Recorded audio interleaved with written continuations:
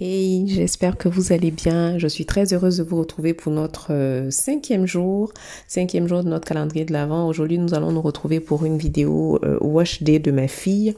J'ai eu envie de vous proposer cette recette-là pour vous montrer qu'on peut parfaitement prendre soin des cheveux avec ce qu'on a dans la cuisine. Donc hier, je vous ai réalisé ma crème de riz enrichie à l'avoine. Donc je vais prendre une partie de cette crème de riz-là parce que comme je vous ai dit hier, elle permet de gainer la fibre capillaire. Elle est très nourrissante et très hydratante pour les cheveux. Et vu que elle a fait 3 semaines avec sa coiffure protectrice, j'avais envie de quelque chose de vraiment nourrissant, de bien démêler les cheveux afin de pouvoir les coiffer plus facilement. Ensuite, je vais utiliser ce shampoing végétal là de chez Aromazone. Donc c'est un mélange de 6 poudres ayurvédiques. Vous connaissez toutes les bienfaits des poudres ayurvédiques pour les cheveux. Elles sont fortifiantes, elles activent la pousse. Donc là, on a la poudre de cidre, on a du henné neutre, Kapoor Kashli, on a de la poudre de shikakai, de la poudre de rita, de la poudre d'amla. Donc je vais mettre 2 cuillères aussi de ça. Et le lait de coco est très bien parce qu'il répare le cheveu, il l'hydrate. Il booste aussi la pousse et vu que ses cheveux ont été emprisonnés pendant 3 semaines dans la coiffure protectrice, ben, je vais utiliser ces ingrédients-là pour qu'ils me permettent d'avoir un cheveu bien hydraté, bien doux et pour pouvoir faciliter le recoiffage. Donc, j'ai pris à peu près 100 ml de ma crème de riz dans laquelle je vais venir ajouter 2 cuillères à soupe de shampoing végétal. J'aurais pu réaliser cela avec de l'eau tout simplement, mais bon, j'avais besoin de quelque chose de plus riche et de plus hydratant. Donc, une fois qu'on a mis tout ça, on va bien mélanger. On touille. C'est les poudres, hein. Donc, pour celles qui ont l'habitude, vous savez que c'est toujours un peu... c'est pas très évident à travailler, mais bon, une fois qu'on donne un bon tour de mixeur plongeant, normalement, tout devient bien lisse et on n'a pas besoin de filtrer. Donc, comme vous pouvez le voir, j'ai refiltré par derrière ma crème de riz, comme je vous avais dit dans la vidéo d'hier, pour pouvoir avoir quelque chose de lisse et surtout ne pas avoir de résidus dans les cheveux. Donc, je vais ajouter pareil l'équivalent de 2 cuillères à soupe de lait de coco. Ça sent tellement bon. Donc, le lait de coco, vous pouvez aussi l'utiliser pour vos max hydratants pour le visage. Vous pouvez l'utiliser aussi comme base pour vos gommages du corps. C'est parfaitement possible.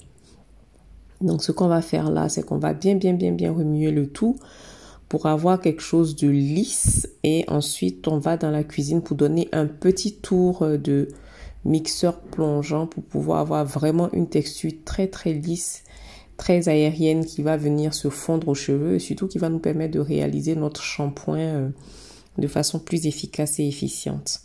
Je me suis acheté ce petit flacon là que je trouve très marrant, ce flacon applicateur avec un peu les dents, un peu comme le peigne. Donc ça permet d'appliquer plus facilement tout ce qui va être masque, qui va être shampoing comme ça maison.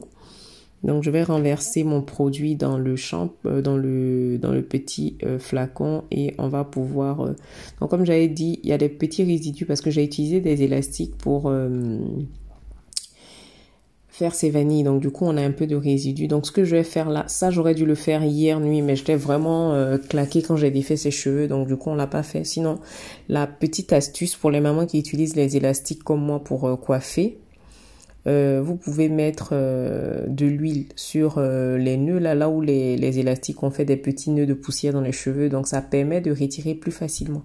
Donc là, ce que je vais faire, j'ai mis un peu d'huile et je vais brosser pour pouvoir détacher plus facilement tout ce qui va être petits résidus d'élastique, de poussière. Je vais brosser et après je vais continuer le démêlage à la main. Mais dans un premier temps quand même, je le fais doucement. La vidéo en accéléré, hein. C'est pas comme ça que je tire pas sur ses cheveux comme ça.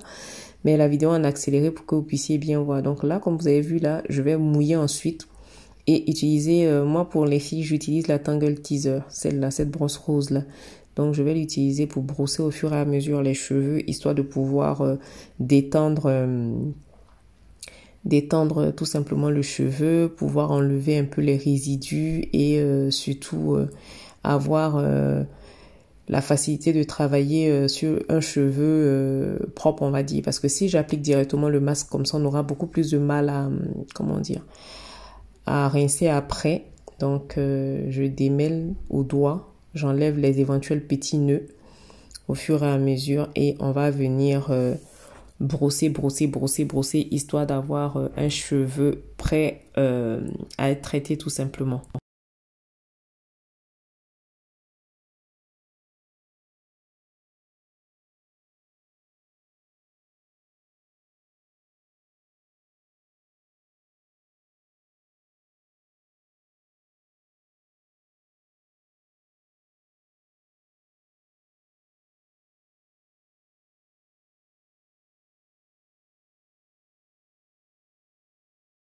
Donc là, comme vous pouvez le voir, j'ai réussi à bien enlever tous les petits nœuds, à bien détendre tout ça.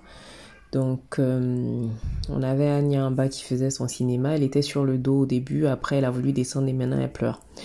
Bref, donc je vais commencer par derrière, section par section. Et je frotte en même temps le cuir chevelu, histoire de bien le désencrasser, de bien nettoyer tous les petits résidus qu'il y a sur le cuir chevelu. On va bien masser, faire pénétrer le produit dans le cheveu. Ça va nous permettre de le nettoyer en profondeur.